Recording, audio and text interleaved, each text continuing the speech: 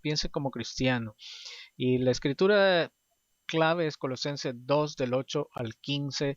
Todo lo que necesitamos lo tenemos en Cristo. ¿Qué se debe entender por todo? Dice Rodrigo. Todo es todo en realidad.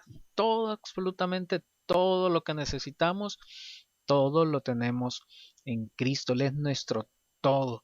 Comenzando en que en Él vivimos, en Él nos movemos y en Él somos. Entonces, si en Él vivimos, todo lo tenemos en Él. Y todas las cosas que hacemos también las hacemos en Él. Así que Él es todo. Y todo no admite exclusión, como dice Rubén. Todo es todo. No hay ninguna cosa que nosotros necesitemos y que no la tengamos en Cristo, que no sea Jesucristo quien nos la da. Y el tema es piense como cristiano, porque hay muchas formas de pensar ahora diferentes de filosofías, como dice en Colosenses 2.8, nadie los haga cautivos por medio de su filosofía y vanas sutilezas, según la tradición de los hombres, conforme a los principios, las normas elementales del mundo y no según Cristo. ¿Por qué debemos nosotros de pensar como cristianos? Porque el mundo piensa con las filosofías vanas, las vanas sutilezas. El mundo piensa según las tradiciones de los hombres, pero nosotros no debemos basar nuestro pensamiento en filosofías, en vanas sutilezas, sino en Jesucristo. En Jesucristo. Las filosofías mundanas quieren llenarnos con tantas cosas, tantas palabreríos y tantas cosas que llegan a confundir y confunden a muchos. Y ahora vamos a ver que no necesitamos lo que las filosofías mundanas y las tradiciones del mundo quieren hacernos ver como lo que nosotros necesitamos. Todo lo que necesitamos en realidad lo tenemos en Jesucristo. Y hace algunos años ha estado siendo muy popular esta pseudo religión que se llama la Nueva Era. Y la Nueva Era aparece en libros, en música, canciones, películas, teologías en la televisión, incluso programas escolares basados en la Nueva Era. Y lo que la Nueva Era está viniendo a hacer es querer socavar todo lo que nosotros consideramos sagrado. Y comienzan a decirnos que no importa y que todo es sagrado. Eh, Todas las cosas son sagradas y no hay nada que sea malo. Y como nosotros estado viendo, hablamos que Dios está en todo lugar y Dios está en todas las cosas, pero no significa que todas las cosas sean Dios y que todas las cosas debemos adorarlas como los de la nueva era están tratando de decirnos. Y en realidad esto no es algo nuevo. Ya aquí en Colosenses 2.8 Pablo está advirtiendo acerca de estas filosofías que ahora se están haciendo populares, pero en el tiempo del apóstol Pablo ya estaban ejerciendo y ya estaban comenzando a predicarse. Dice Rubén, las ideologías del mundo están basadas en la filosofía griega de Sócrates, Platón y Aristóteles. Desafortunadamente se introdujo en la iglesia a través de Agustín de Hipona y Tomás de Aquino principalmente. Así es, ¿verdad? La filosofía griega se metió en la iglesia y por medio principalmente de esos dos padres de la iglesia, eh, eh, San Agustín y Santo Tomás de Aquino lo introdujeron en la iglesia, lo que conocemos como la iglesia católica, pero se introdujeron esas filosofías. Ahora, fuera de eso, hay mucho también de la filosofía griega, y hay mucho de esto que Pablo ya estaba comenzando a ver en el primer siglo y que comenzaban a enseñarles a los colosenses muchas cosas que los estaban desviando de Jesucristo, y por eso la epístola a los colosenses le da una gran importancia a conocer quién es Jesucristo y a conocer mucho acerca de Jesucristo. Y veíamos en la clase anterior la lista que encontramos solamente en los últimos versículos del capítulo 1 acerca de Jesucristo. ¿Quién es Jesucristo? Y el apóstol Pablo enfatiza y recalca que Jesucristo es el todo y que en Jesucristo lo tenemos todo. Y ahora en el capítulo 2 sigue diciendo, todo lo tenemos en Jesucristo, para que no nos dejemos llevar por esas filosofías que nos ofrecen cosas, nos ofrecen el darnos el paz, nos ofrece darnos prosperidad, nos ofrece darnos tranquilidad, nos ofrece que vamos a vivir bien, que vamos a tener felicidad familiar. Todas esas cosas nos ofrecen estas filosofías de la nueva era, pero Pablo, el apóstol Pablo, nos advierte que no nos dejemos engañar por esas vanas filosofías. Nos sigue diciendo Rubén, también hay influencia de esas ideologías de Mesopotamia, del reino fundado por Nimrod, también se introdujo en la iglesia. Todo esto no es nuevo, como les decía. Nimrod existió hace, bueno, casi desde los principios de la humanidad. Ya estaba eso allá en Mesopotamia. Desde el libro de Génesis lo encontramos, ¿verdad?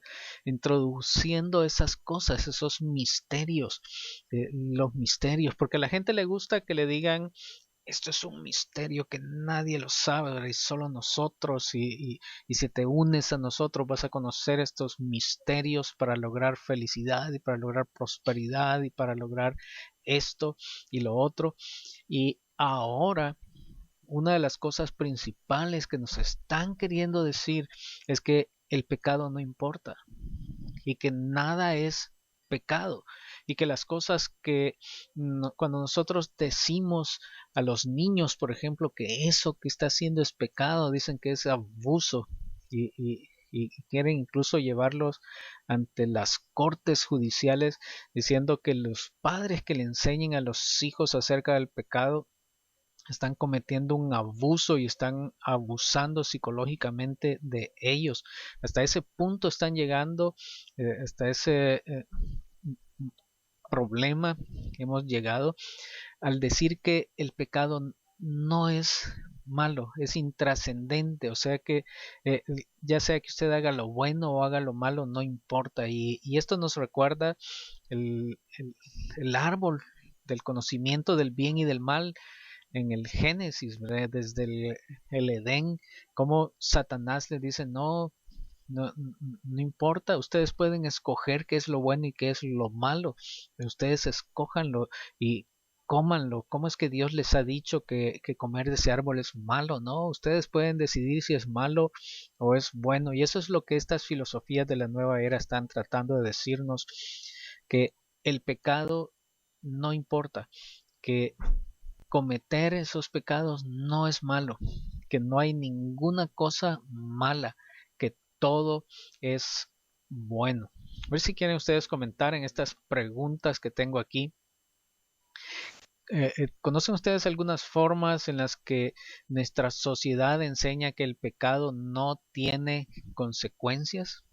¿Han recibido ustedes alguna información acerca de eso? ¿Alguien les ha dicho o han leído alguien que diga que el pecado no tiene consecuencias, que no importa lo que hagan, no hay ninguna consecuencia? ¿Por qué algunas personas parecen ser buenas sin Cristo? ¿Será que aunque no tengamos a Cristo en nosotros podemos ser buenos? ¿Qué nos hace ser buenos? ¿Y ser buenos es suficiente? Porque lo que muchas de estas filosofías nos dicen es que el ser bueno en realidad eso es lo único que hay que hacer. Usted no necesita, nos quieren hacer creer, usted no necesita creer en Jesucristo, ni creer en Dios, ni religión, ni nada. Solamente usted tiene que ser bueno y eso es suficiente. Si alguno de ustedes quiere usar su micrófono, pues puede activarlo. Dice Rubén, la Biblia dice que los malos prosperan, pero lo importante es su final. Bueno, eso es lo que vemos y lo que tratan de quizás convencernos con respecto a eso es que los malos prosperan. Y eso lo dice el libro de Eclesiastés, ahí mismo, en la misma Biblia. Pero ¿cómo será su final? ¿Cómo será lo que en realidad ellos están haciendo con sus vidas? Dice Daisy, muchas personas dicen que podemos hacer lo que quisiéramos. No hay ningún problema porque Cristo ya pagó el precio. Aquí entramos en otra cosa que vamos a analizarla también. Al menos en el caso que nos dice Daisy, está diciendo que podemos hacer lo que querramos porque Cristo ya pagó el precio. Ahora, lo que nos dicen los de la nueva era es que podemos hacer lo que querramos porque Dios no existe. Y hasta hay rótulos en la calle donde ponen no te preocupes, Dios no existe, puedes hacer lo que quieras porque no hay ningún Dios que te vaya a exigir por lo que estás haciendo o por lo que no estás haciendo. Y solamente lo que necesitas es ser feliz y ver qué es lo que quieres y lo que deseas y cumplir eso. Y entonces comienzan a darnos autoayuda y cómo lograr esas cosas para ser felices, pero ser felices por nosotros mismos. Ahora, si existe el pecado y si la Biblia dice que existe el pecado, ¿cómo definimos el pecado? ¿Qué es el pecado y por qué el pecado ofende a Dios? ¿Por qué es que nosotros decimos que no debemos de pecar porque al pecar ofendemos a Dios? Dice Rubén, esto me recuerda a los principios filosóficos del existencialismo, donde el ser humano puede hacer lo que quiera sin remordimientos. Esto es cierto en cierta manera, ya Pablo dice que lo podemos hacer, pero no todo conviene. Aquí hay dominio propio y solo lo da Jesucristo.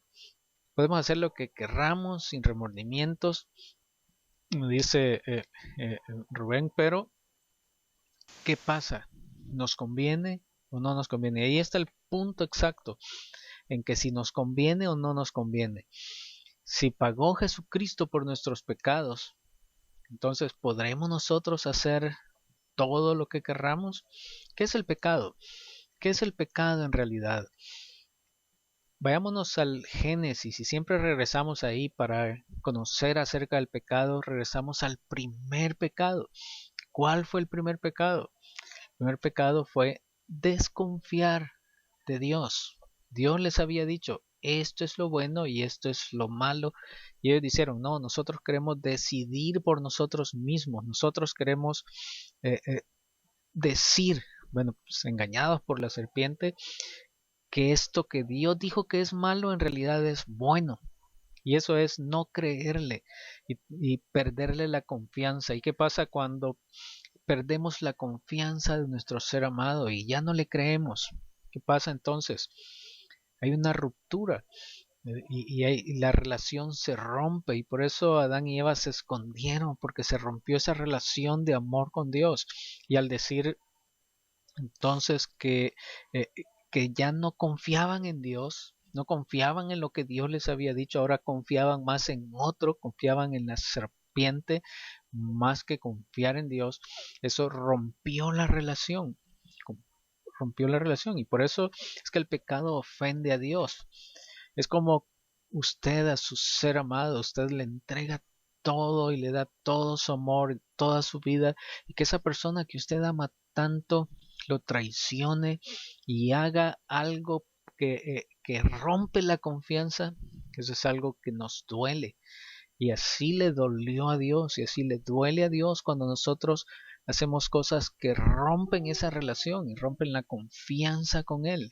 El pecado duele tanto a Dios precisamente por eso, porque Él nos creó para que vivamos en amor con Él, que vivamos juntos, que vivamos en armonía, vivamos en esa relación de amor. Y el pecado lo que viene a hacer es destruir esa relación de amor que tenemos con Él. Y cuando una relación se destruye y se rompe, eso causa mucho dolor en los seres humanos. Cuanto más es lo que causa en Dios cuando eh, se rompe la relación y se rompe la confianza que tenemos con Dios. Vamos a ver, nos dice José, desde Tijuana: Jesucristo mantenía un bajo perfil debido a su espíritu humilde, cuando al parecer lo adulaban llamándole bueno. Él dijo que bueno, perfecto solo hay uno, nuestro Padre. De ese tamaño era su humildad, así era él de humilde. El pecado, dice, es simplemente la violación de la ley resumida en el amor. Eso es violar la ley, pero no yéndonos así tan legalistas, ¿verdad? El amor, como lo estaba explicando, el amor de Dios, romper ese amor.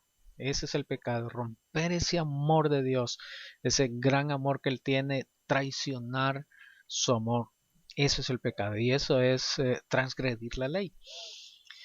Nos dice Rubén, aquí Jesús muestra la dimensión de la mansedumbre, José. La dimensión de la mansedumbre de Jesús, así es, era Él. Bueno, ese es el pecado. El pecado rompe la relación. Entonces no nos pueden venir a decir con vanas filosofías que no importa el pecado y que no importa lo que hagamos y que podemos hacer lo que hagamos, porque en realidad sí importa. Si Dios sí se siente ofendido cuando nosotros pecamos. ¿Y por qué se siente ofendido? Porque estamos rompiendo esa relación de amor, estamos rompiendo la confianza que Él tiene con nosotros. Una de las cosas también que se están enseñando ahora con esto del neopaganismo es que la tierra, por ejemplo, nos dicen toda la tierra es sagrada y por eso tenemos que tener cuidado, mucho cuidado cuando algunos pasan de ser ambientalistas a ser adoradores de la tierra.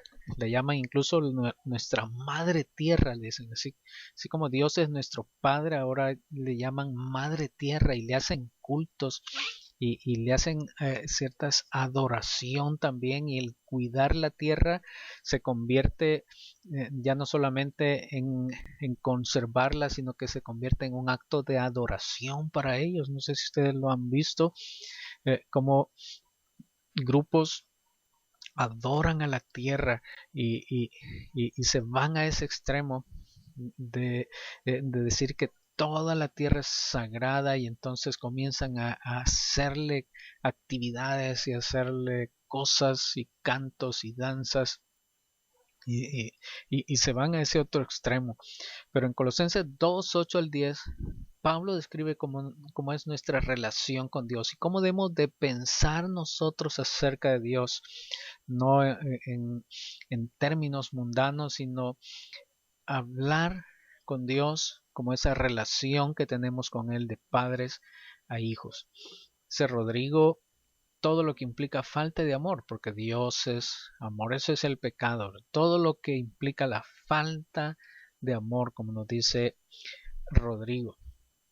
Dice José, porque rompe una relación íntima entre él y nosotros. La definición más sencilla de amor es una relación así especial y en este caso sagrada y bendita. Así es, esa es la relación que se rompe. Algunos llaman a Dios como mujer, dice Domingo Quilems. Sí, llegan a esos puntos, ¿verdad? Y tratar de demostrarnos a Dios de otra forma, ¿verdad? Y esas filosofías poco a poco, con cosas que quizás nosotros podemos decir que no son demasiado serias, pero poco a poco van introduciéndonos a un sistema de filosofías que en realidad lo que hace es irnos alejando de Dios y ofender en realidad a Dios. Por eso es que dice Pablo, nadie los haga cautivos por medio de su filosofía y vanas sutilezas, según la tradición de los hombres, conforme a los principios elementales del mundo y no según Cristo. Pero dice, porque toda la plenitud de la deidad reside corporalmente en Él, en Jesucristo. Toda la plenitud de la deidad, Dios completo en Jesucristo. Y ustedes han sido hechos completos en Él, que Él es la cabeza sobre todo poder y autoridad. Jesucristo es completamente divino, es completamente Dios. Jesucristo es Dios. Y nosotros, estando en Jesucristo, dice el apóstol Pablo, hemos sido hechos completos también. Y Él es la cabeza sobre todo poder y autoridad. Y nosotros podemos tener la plenitud de Dios. ¿Cómo podemos experimentar entonces la plenitud de Dios? Si hemos sido hechos completos en Jesucristo, ¿cómo experimentamos la plenitud de Dios?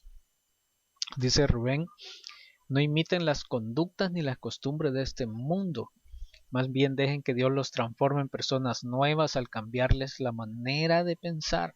Ese es el arrepentimiento. Entonces aprenderán a conocer la voluntad de Dios para ustedes, la cual es buena, agradable y perfecta. Romanos 12:2.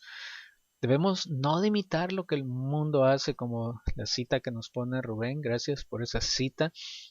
Debemos de que Dios nos transforme nuestro pensamiento, que no nos transforme en el pensamiento con vanas filosofías, sino que sea Dios quien nos haga cambiar nuestro pensamiento. Si queremos experimentar la plenitud de Dios, ¿cómo debemos de hacerlo?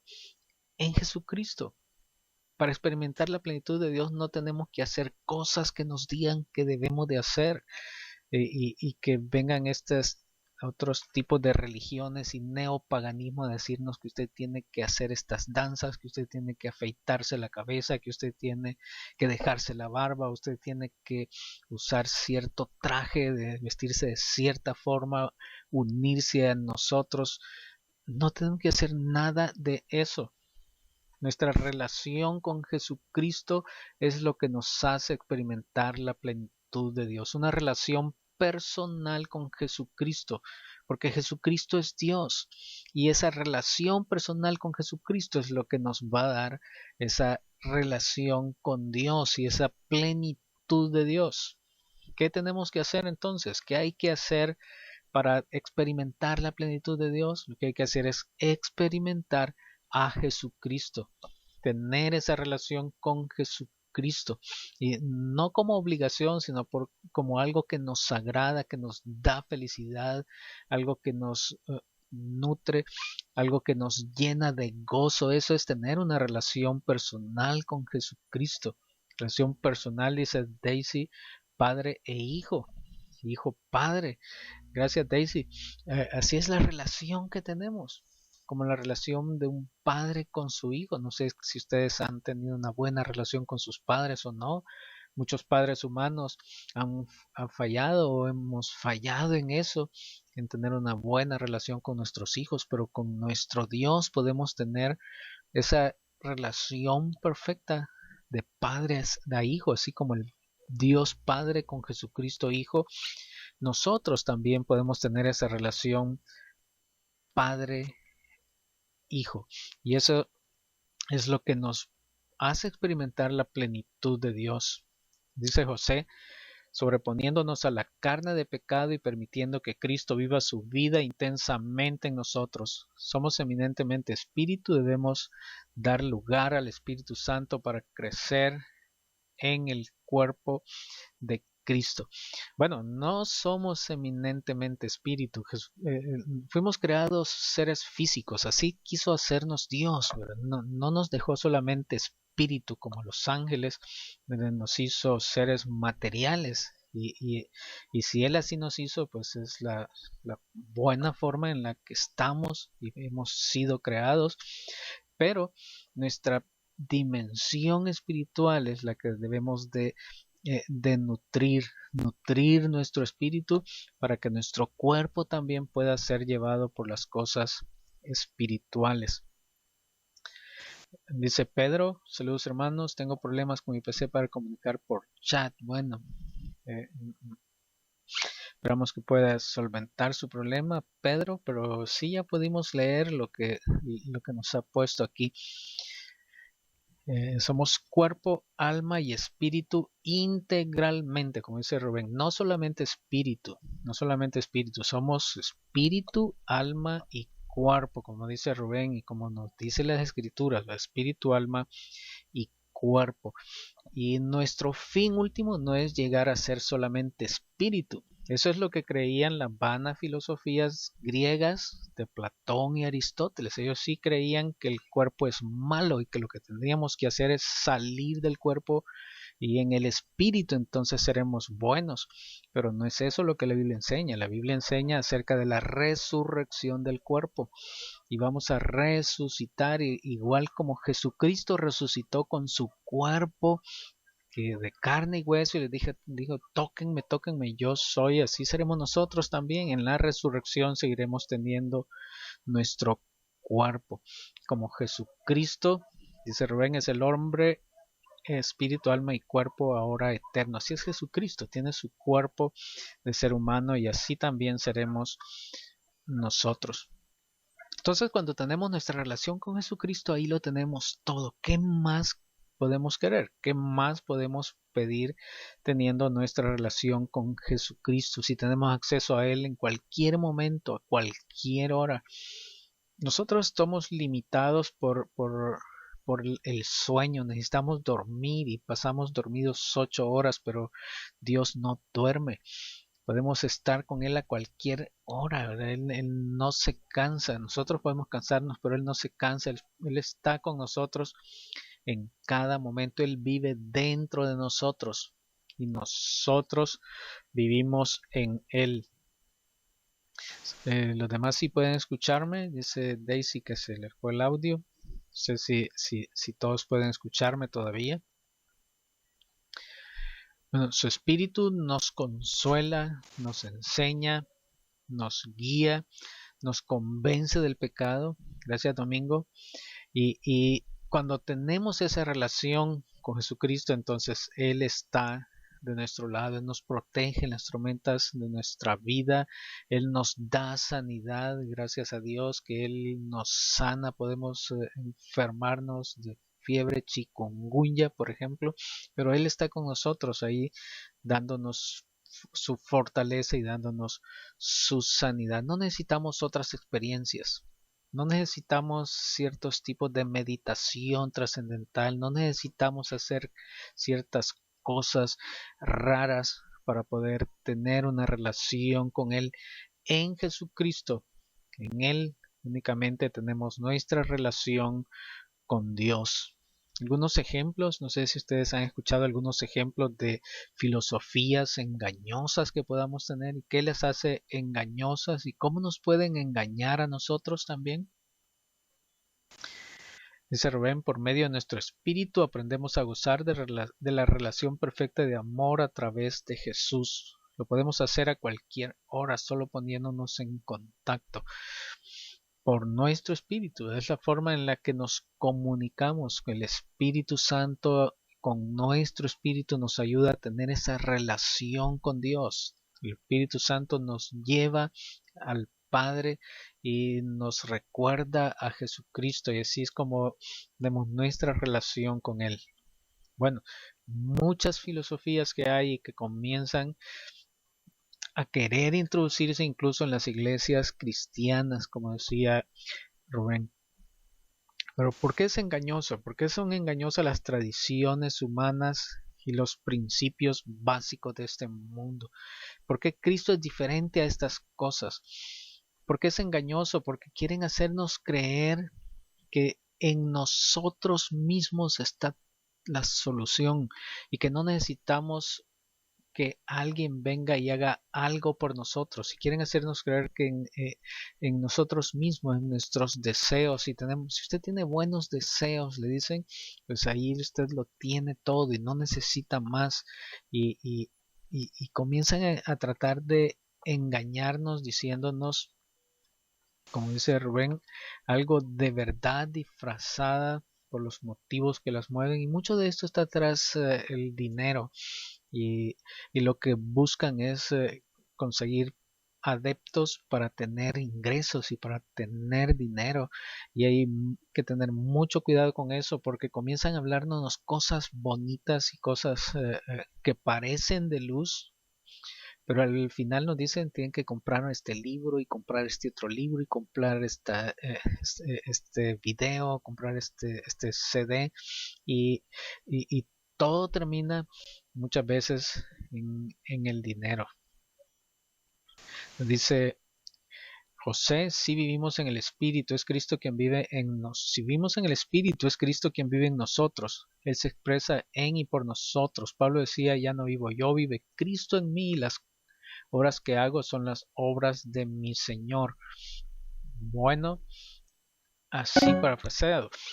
Sí, como dice José, Cristo vive en nosotros, y esto es algo liberador, lo que dice ahí esa cita que nos pone José, y es que yo no tengo que preocuparme y tener esa carga pesada de que yo tengo que hacer esto y tengo que hacer lo otro, como en el antiguo pacto. No, ¿por qué no?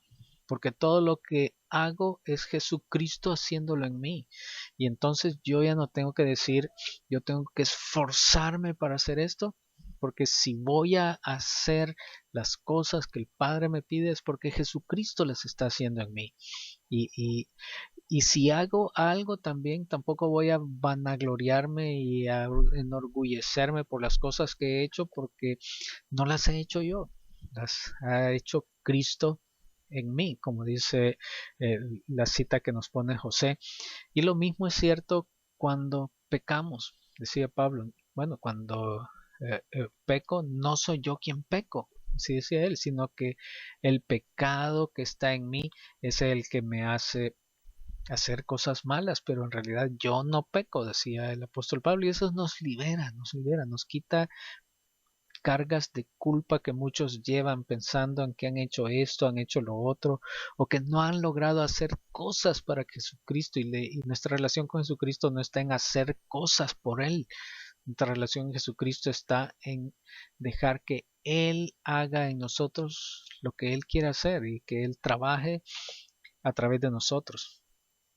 Ese domingo tenemos que comparar lo que enseñan las escuelas con las enseñanzas de la Biblia. Ahí está el punto principal, lo que nos dice el domingo. Nos pueden decir cosas y cosas y cosas, pero si no tiene base, fundamento en la Biblia, pues no debemos prestar atención, y debemos de tener cuidado en estar revisando y repasando dónde está la base bíblica, dónde está la base bíblica de esto.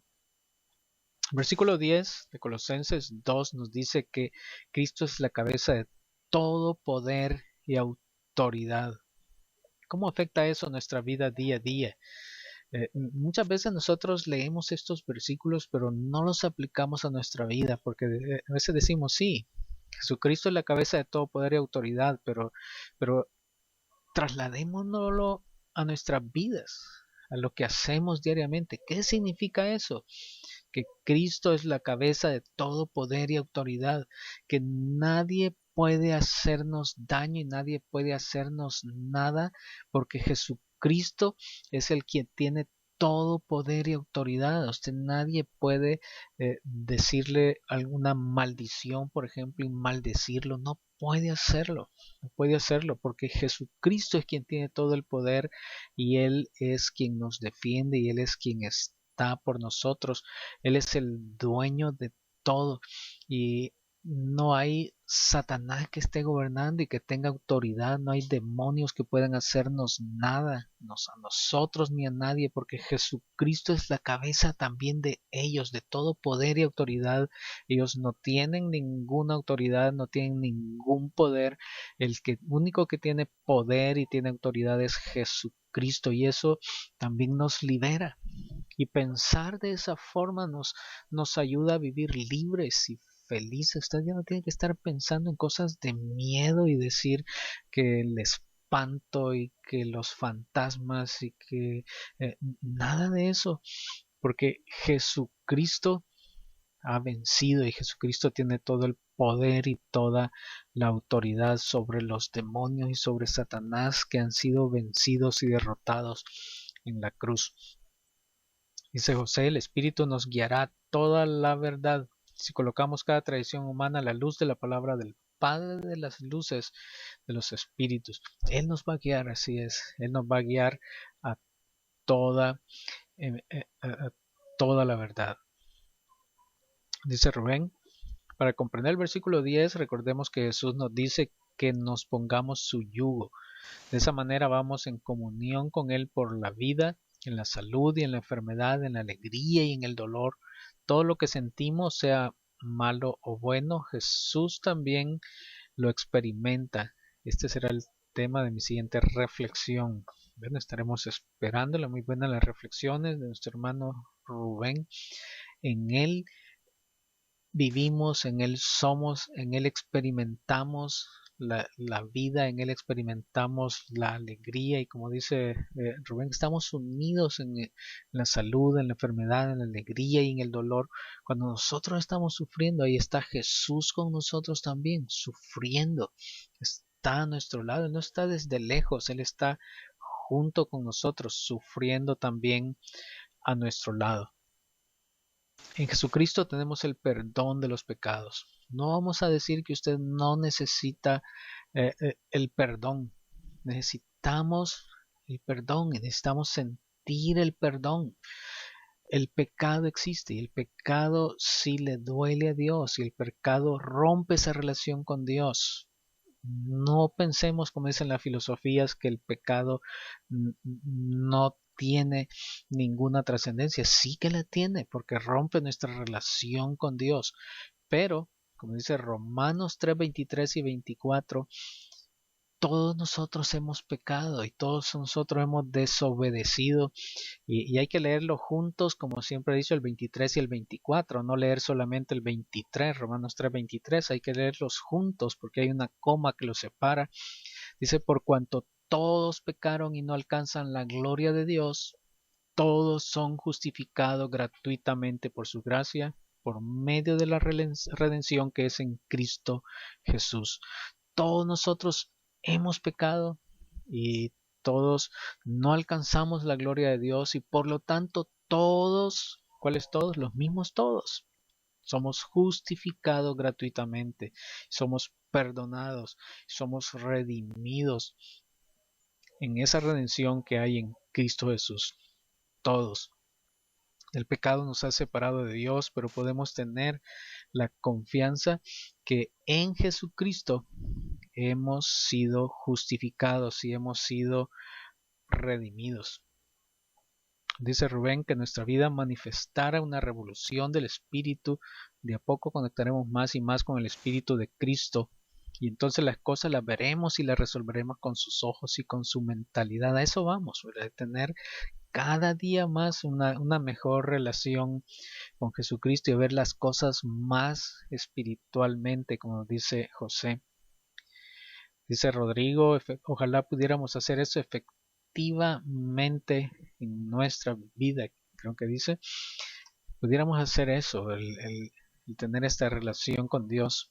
Dice Domingo, tenemos que realizar que Jesús es parte de nosotros porque vive en nosotros. Es algo que debemos, como dice Domingo, darnos cuenta y sentirlo en nosotros, que Jesucristo es parte de nosotros. Y cuando llegamos a sentir eso, que Jesucristo vive en mí, cuando lo sentimos y lo vivimos en realidad en cada momento, todo va a cambiar. Como dice Domingo, va a cambiar toda nuestra vida cuando vivimos así. Si lo podemos hacer, Rodrigo dice, porque es Cristo quien vive en nuestra vida. Es Cristo quien vive en nuestra vida. No somos nosotros, no es nuestro esfuerzo. Todos hemos pecado, ninguno de nosotros somos perfectos. Hemos hecho cosas que sabíamos que no teníamos que hacer y las hicimos. Cosas que sabíamos que no teníamos que decir y las dijimos. Sabíamos lo que hay que hacer y no lo hicimos. A todos nos ha pasado y todos hemos pecado y todos estamos necesitados del perdón de Dios. todo lo necesitamos, pero tenemos perdón en Él. Dice Daisy, amén, aunque no escucho, puedo leer, que bueno, eh, que tenemos estas láminas con algo del texto escrito, ¿verdad? Que nos ayuda, aunque no pueda escucharlo, puede estar leyéndolo. Colosenses 2, 11 al 15 dice, también en Él, vean por qué lo tenemos todo en Cristo, en Él ustedes fueron circuncidados por una circuncisión no hecha por manos al quitar el cuerpo de la carne mediante la circuncisión de Cristo. Cuando Jesucristo es circuncidado, nosotros también fuimos circuncidados. No nos digan que no hemos sido circuncidados, en Él nosotros fuimos circuncidados. Y en el bautismo fuimos sepultados con Él, de alguna forma que yo no se los puedo explicar, pero en el momento en que usted fue bautizado, en ese momento usted fue trasladado allá 2000 años atrás, y en el momento en que usted es sepultado en el bautismo, usted está muriendo con Jesucristo en la cruz del Calvario, usted está ahí crucificado con Él y muere, y en el momento en que es levantado del agua, usted resucita en Jesucristo, también allá en un evento que sucedió hace 2000 años. eh, en, en, en el cristianismo creemos eso, y nosotros viajamos en el tiempo, por así decirlo, participamos en cosas que sucedieron, que le sucedieron a Jesucristo hace 2000 años, y participamos en eso en nuestro bautismo. Morimos con Jesucristo y resucitamos con Jesucristo, cortando el prepucio del corazón, es decir, desechando el pecado, como dice José, y es algo que experimentamos en el bautismo. Por eso es que nos ha dejado Jesucristo este sacramento del bautismo, para que nosotros podamos también experimentar la muerte y la resurrección, en la que formamos parte junto con Él. Dice Rubén, por eso cuando decidimos bautizarnos, ya hace mucho tiempo que Jesús nos bautizó, no en agua, sino en Él mismo. Él nos bautizó ya hace mucho tiempo en su vida. Colosenses 2, 11 al 15 sigue diciendo, y cuando ustedes estaban muertos a causa de sus delitos y la incircuncisión de su carne, Dios les dio vida juntamente con Cristo, habiéndonos perdonado todos los delitos, habiendo cancelado el documento de deuda que consistía en decretos contra nosotros y que nos era adverso, y lo ha quitado de en medio clavándolo en la cruz. ¿Cuándo fue que hizo eso?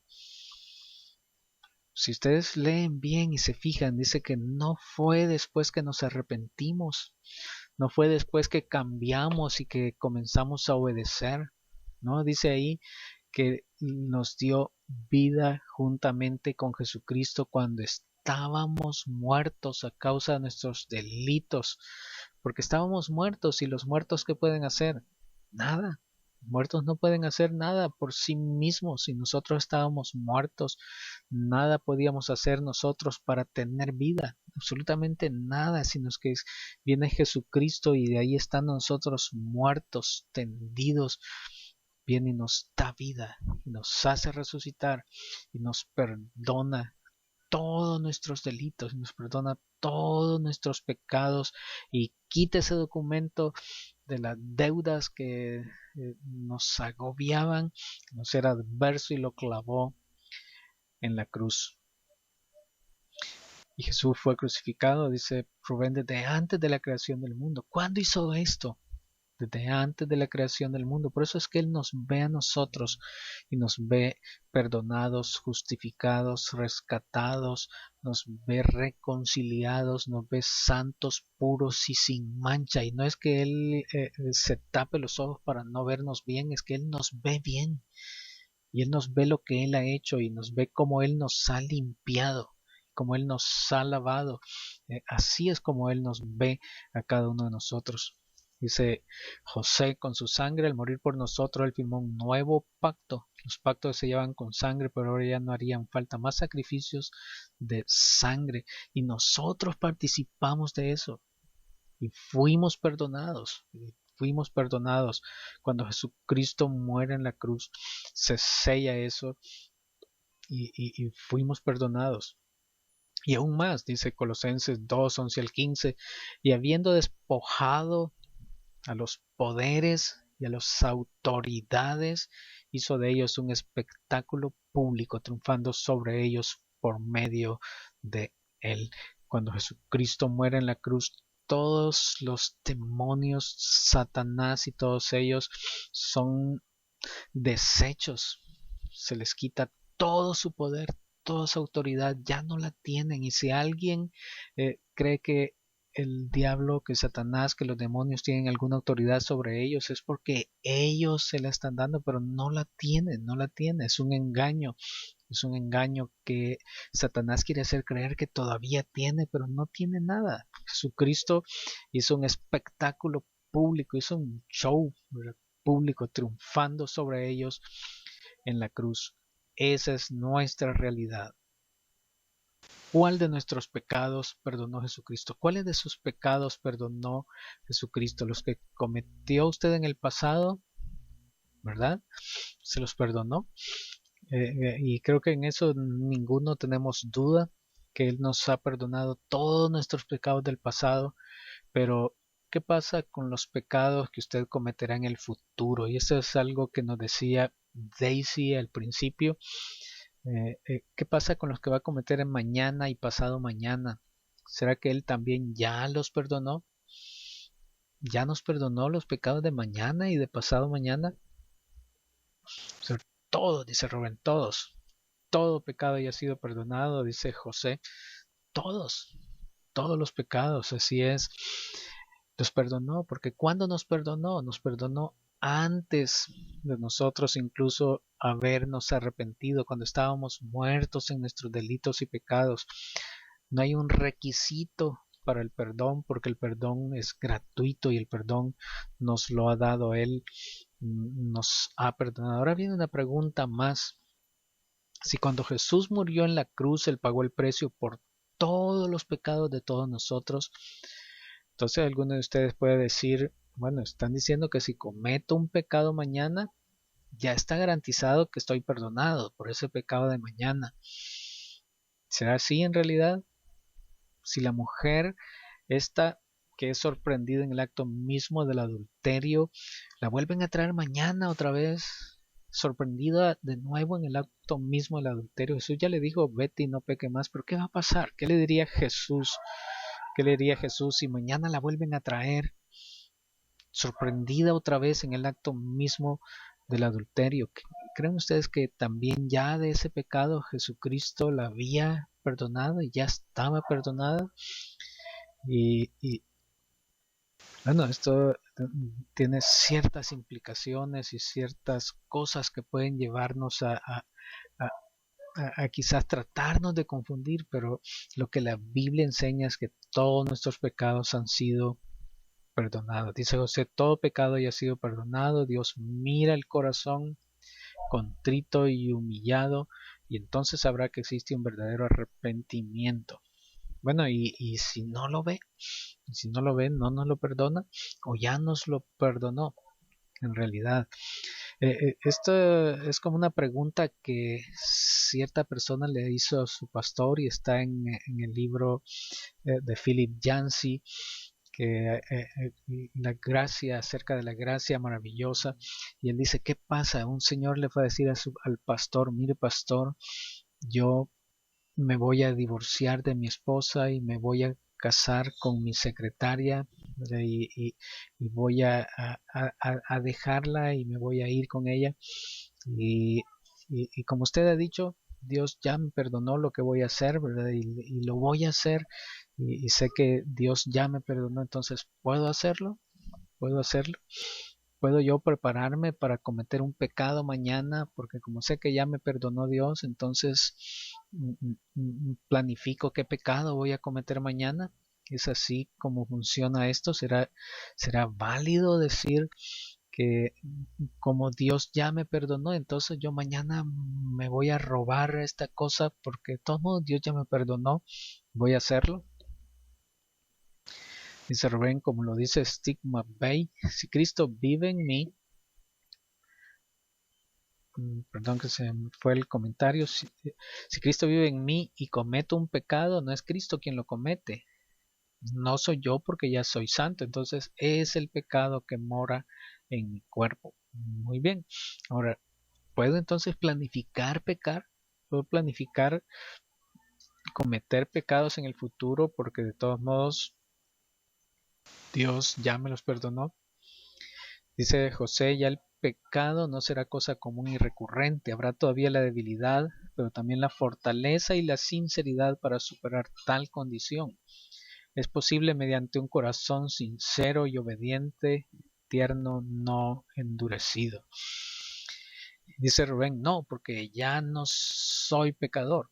No voy a planificar hacer pecado porque ya no soy pecador. Pero si lo hago, me lo va a perdonar Dios y siempre me perdona. El pecado trae consecuencias. Gracias, Rodrigo. Aquí está la respuesta. El pecado trae consecuencias para nosotros y eso es lo que le duele a Dios por su gran amor por nosotros.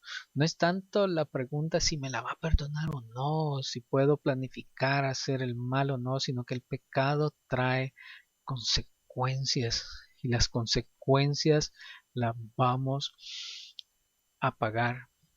Puedo pecar todo lo que quiera porque ya sé que ya estoy perdonado.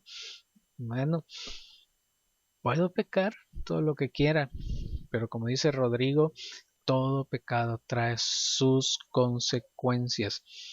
Dice Rubén, no se nos olvide qué es lo que le dolerá a Dios porque no nos fuerza a obedecerlo, no nos fuerza. Y si su automóvil puede correr a 200 kilómetros por hora, no significa que sea una buena idea ir a 200 kilómetros por hora. Le puede pasar eso, lo que está en esos autos, chocar, ir a esa velocidad. Usted puede decir, no, yo voy a correr todo lo que yo quiera porque mi carro puede hacerlo y aquí yo puedo hacer lo que yo quiera y voy a correr a la velocidad que quiera. ¿Puede hacerlo? Sí, puede hacerlo, pero tendrá sus consecuencias.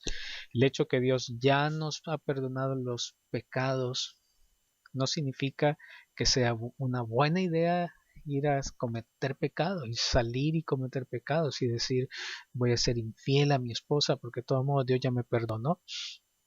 Hay consecuencias que se pagan y hay consecuencias que se van a pagar al desobedecer y al pecar. Por eso es que no pecamos y por eso es que no queremos hacer el pecado porque sabemos que el pecado trae consigo tristeza, trae consigo dolor, trae consigo ansiedad, trae tan solo cosas malas, ¿verdad? No es que Dios no me vaya a perdonar, sino que la consecuencia, el resultado de eso es malo para mi vida.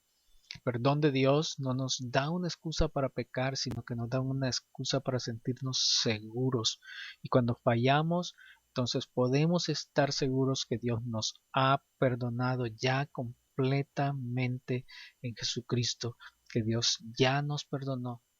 Podemos estar seguros. Si mañana usted comete un pecado, si usted mañana hace algo que no tenía que haber hecho, si dice algo que no tuvo que haber dicho, o si no hace lo bueno que tuvo que haber hecho, usted no tiene que sentir ningún sentimiento de culpa porque Dios en su gran misericordia ya lo ha perdonado. Quizás vaya a sufrir las consecuencias, sí, quizás le va a tener que pagar algunas cosas y va a tener que sufrir quizás alguna enfermedad como resultado de lo que hizo, pero Dios lo ha perdonado.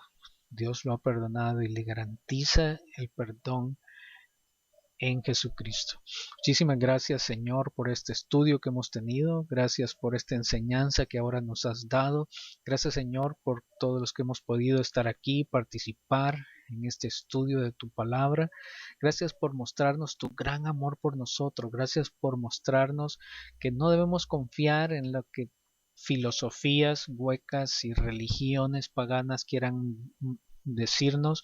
Gracias, Señor, porque sabemos que en ti lo tenemos todo. Gracias, Señor Jesucristo, porque sabemos que vivimos en ti, que tú vives en nosotros y por lo tanto no hay otra cosa que podamos querer que no esté esté en ti. Y principalmente, Señor, lo que tenemos es la seguridad del perdón, la seguridad de que hemos sido perdonados, la seguridad de que en ti, Señor, tenemos libertad.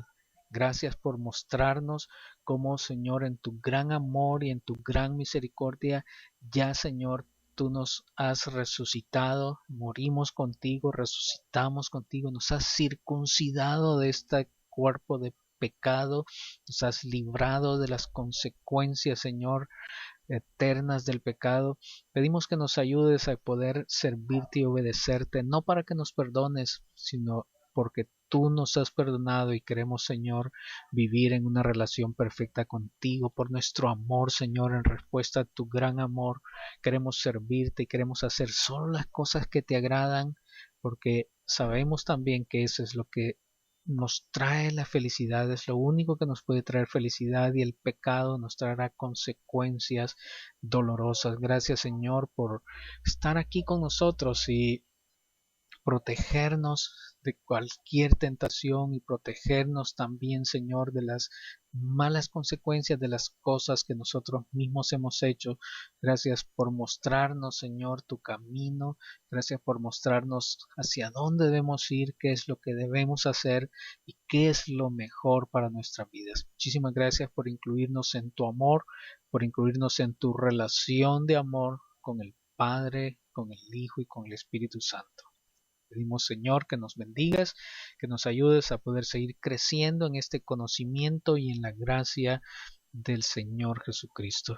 Gracias por este espacio que hemos tenido para estar reunidos y poder, Señor, participar juntos en crecer en este conocimiento que tú nos estás dando. Muchas gracias por todo esto, te lo pedimos, te lo agradecemos en el nombre de Jesús, te damos todo el honor, Padre y Espíritu Santo. Amén.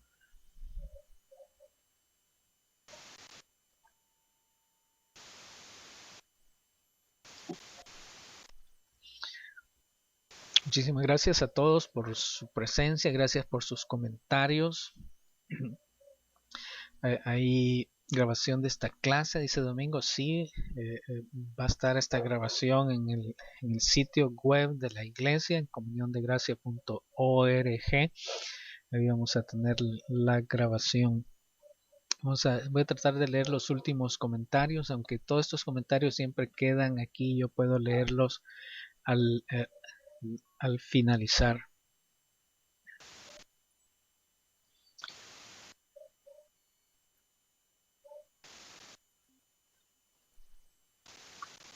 No se nos olvide qué es lo que le duele a Dios, porque no nos fuerza a obedecerlo. Nos decía Rubén, puedo hacer todo lo que quiera, pero no todo me conviene. Y José nos decía, si el querer y el poder de Cristo está en nosotros, entonces el hacer obra del Espíritu será una garantía en nosotros. Decía Rodrigo, gracias David por esta bella enseñanza, y gracias también a los hermanos por sus comentarios. Osvaldo, gracias por haber estado aquí con nosotros. Eso nos alegra que esté bien. Muchas gracias a todos por sus oraciones, por mi salud. Muchísimas gracias realmente a todos si nos apoyamos unos a otros. Dice Pedro, si decimos que no tenemos pecado. Y Rubén, gracias hermano David por su guía, que Dios le restablezca su salud totalmente. Gracias a Dios por sus enseñanzas a través de este medio, y gracias a todos ustedes hermanos por haber tenido la oportunidad de gozar de esta comunión virtual en el Espíritu. Y Rodrigo dice, gracias a Dios porque se nota la mejoría en su salud. Bendiciones para todos, hasta la próxima. Gracias Rodrigo. Y Pedro nos dice bendiciones. Daisy, pastor, aunque no pude escuchar, pude leer, y me alegra ante usted bien junto a su familia. Bendiciones a todos los acá reunidos. Gracias Daisy, y bendiciones para usted también. Bendiciones, dice Pedro. Un abrazo para todos. Osvaldo, muchísimas gracias a todos por sus comentarios, buenos comentarios que nos han ayudado a profundizar en este tema. Si Dios así lo quiere, cuídese, dice Domingo. Si Dios así lo quiere, así lo permite, pues vamos a estar juntos el próximo viernes para continuar estudiando más sobre lo que la epístola a los Colosenses nos habla para poder vivir contra la corriente de las cosas del mundo y vivir en los caminos de Dios. Bendiciones para todos.